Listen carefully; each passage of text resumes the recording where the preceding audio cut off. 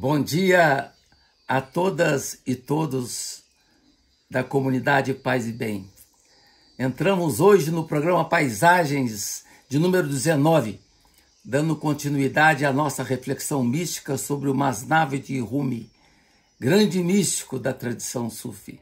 Hoje, nesta terça-feira, dia 21 de novembro de 2023. Estamos agora no livro 3 do Masnavi, composto de 6 livros. E começamos abordando a história de número 9, que aborda o tema do protagonismo de Deus. O protagonismo de Deus é tema singular da mística de Rumi e aparece diversas vezes ao longo das histórias narradas, como na que trata do derviche que quebrou seu voto, a história de número 9. Nada pode ser realizado sem a vontade de Deus. Tudo depende dela. Nessa história, o derviche acaba rompendo com o voto que ele tinha estabelecido. Ele tinha feito o voto de não colher nenhuma fruta nas árvores, somente aquelas caídas no chão. E ele o fez assim. Só que ele esqueceu de pronunciar ao final uma palavra mágica, que é, se Deus quiser. Na visão de Rumi, o deslize aconteceu na omissão de dizer essa palavra. A todos os votos que qualquer místico faz, qualquer muçulmano, devem ser agregadas essas poderosas palavras, se Deus quiser. Deus é o mistério sempre envolvente, que a cada momento transmite uma nova influência no coração, que a cada instante deixa nova marca no coração. O coração, diz Rumi, é como uma pena do deserto, como a água fervente numa chaleira, vibrante com movimento. A cada momento, a cada instante, um novo propósito ocorre no coração. É o órgão por excelência da experiência mística. Uma história mais delicada vem apresentada em seguida por Rumi ao tratar do velho Sheikh, que não lamentou a morte de seus filhos. Não é uma narrativa fácil de ser captada ou de ser acolhida, pois requer uma capacidade única de despojamento e abnegação. O velho que aparece na história era conhecido por sua santidade. Ele não chorou diante da morte de um de seus filhos, pois na dinâmica de seu olhar, ele estava ali, vivo, forte, saudável diante dos outros. Era alguém dotado de uma tal capacidade mística que era capaz de vislumbrar vida para além da morte, com os olhos do coração. Ele dizia, embora eles tenham partido, os meus filhos, por uma virada da fortuna, ainda estão comigo brincando ao meu redor. Se outros podiam vê-los em sonhos, o velho sábio percebia-os claramente, mesmo acordado. Um dom ofertado a poucos. A narrativa expressa algo que está presente no percurso da mística islâmica entre alguns dos primeiros ascetas do sufismo. História saborosa é a de Barlow e o derviche, história número 11, que aborda um santo cego que de forma inusitada conseguiu ler o livro do Corão. É uma história que fala de um exemplo de resignação face à vontade de Deus. Narra-se que Barlow foi visitar um derviche considerado santo que lhe perguntou como ia a vida, e a resposta foi a habitual: vou como um homem que dirige a vida como quer. Após a insistência de Barlow, o santo explicitou a razão de sua pergunta. Ele disse: todos os homens sabem, pelo menos, que o mundo obedece ao comando de Deus. Nenhuma folha cai de uma árvore sem o decreto e ordem desse Senhor dos Senhores. nem um bocado desce da boca da garganta até que Deus diga a ele, desce. O sábio queria dizer que não há ação humana que não tenha a marca e a direção de Deus, e continua a tecer suas considerações sobre a vida do ser humano, sobre essa misericórdia, presença de Deus. O homem, diz o sábio, o homem vive para Deus, não para os bens materiais. Ele morre por Deus, não com medo e com dor. Sua fé tem como base seu desejo de fazer a vontade de Deus, não a esperança de ganhar o paraíso com seus belos bosques e fontes. Se evita a infidelidade, é também por amor a Deus, e não por medo de cair no fogo. O santo cego mostra a importância do fiel estar iluminado pela lâmpada do amor de Deus. O amor, comenta ele, é o fogo do inferno de seus atributos e queimou os atributos de si, cabelo por cabelo. A história seguinte, que trata das visões do santo Dakiku, história de número 12, é igualmente de uma beleza ímpar. O personagem era alguém que fazia de suas viagens uma experiência de encontro com o esplendor do amigo em forma humana, do oceano numa gota d'água. Em certa noite, foi tomado pela admiração de uma visão de 7 grandes luzes, que depois se uniram numa única luz. E a visão se desdobrou na transformação dessa única luz em 7 homens, que depois se transformaram em 7 árvores. Movido por paciência, observou que as árvores inclinaram-se em oração, o que o fez lembrar de uma passagem do livro do Corão. Plantas e árvores prostram-se em oração, e as árvores voltaram a se transformar em 7 homens, sendo Dakiku indicado para dirigir suas preces. Dakiku era alguém doce, como um singular amante de Deus e portador do dom dos milagres. Sua aparência era de alguém como a lua do céu descida à terra, como uma luz para aqueles que andavam na escuridão. Raramente permanecia num lugar, raramente ficava 2 dias numa aldeia. Ele dizia, se me demoro 2 dias numa casa, o apego a essa casa torna-se uma paixão para mim. Guardo-me de ser tentado a amar um lar. Era um homem misericordioso, que buscava romper com as dualidades. Era íntegro como a água e pleno de compaixão. Reconhecia que Deus era quem agia em seu coração em busca de uma vida desprovida de apegos e desejos próprios.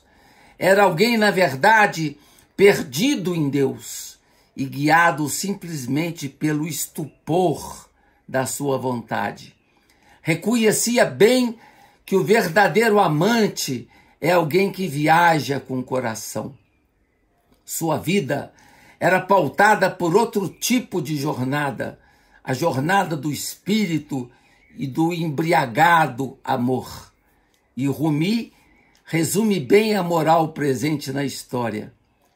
Nas adorações e bênçãos dos homens retos, diz Rumi, acham-se reunidos os louvores de todos os profetas.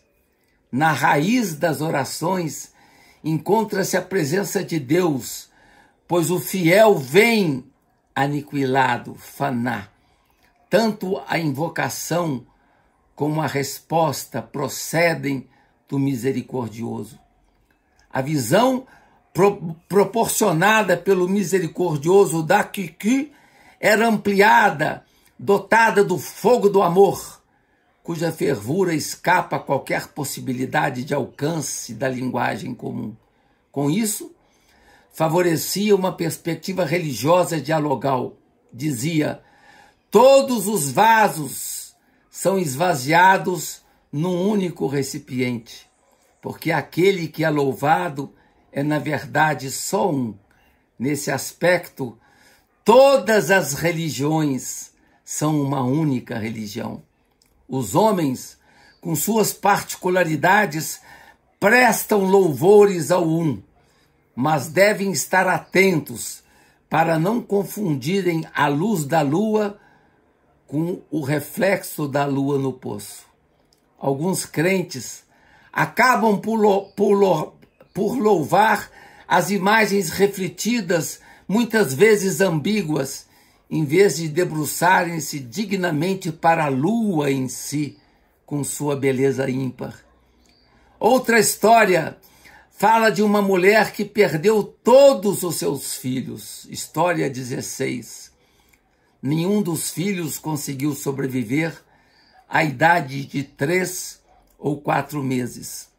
Movida por grande desespero, clamou por Deus, como Jó, e teve então uma bela visão dos jardins do paraíso. E numa das moradas ali presentes estava uma com seu nome inscrito. E ali pôde visualizar a presença de todos os seus filhos. Tomada pela visão, ela exclamou: ó Senhor, eles foram perdidos para mim, mas estão a salvos contigo. O homem perfeito, diz Rumi, é aquele capaz de vencer as adversidades com a visão do invisível. Trata-se de uma visão que desvela o misericordioso e brilha concretamente nas práticas cotidianas. Na outra história seguinte, a história do ministro Vakil, do príncipe de Bokhara, a história de número 17, então a história do ministro Vakil e do príncipe de Bokhara. Narra-se ali o episódio de arrependimento de Vakil por uma infração cometida. Ele atira-se aos pés do príncipe e perde os sentidos. Comovido com o gesto, o príncipe foi tomado de semelhante afeição e, descendo do trono, ergueu-o graciosamente do chão e perdoou sua ofensa. Rumi serve-se dessa história para indicar aos seus seguidores que não há acesso à vida eterna senão mediante a total renúncia da vida. Diz Rumi: quando Deus aparece a seu ardente amado, o amante é nele absorvido e não lhe resta nem um fio de cabelo. Os verdadeiros amantes, diz Rumi, são como sombras. Quando o sol brilha em glória, as sombras desaparecem.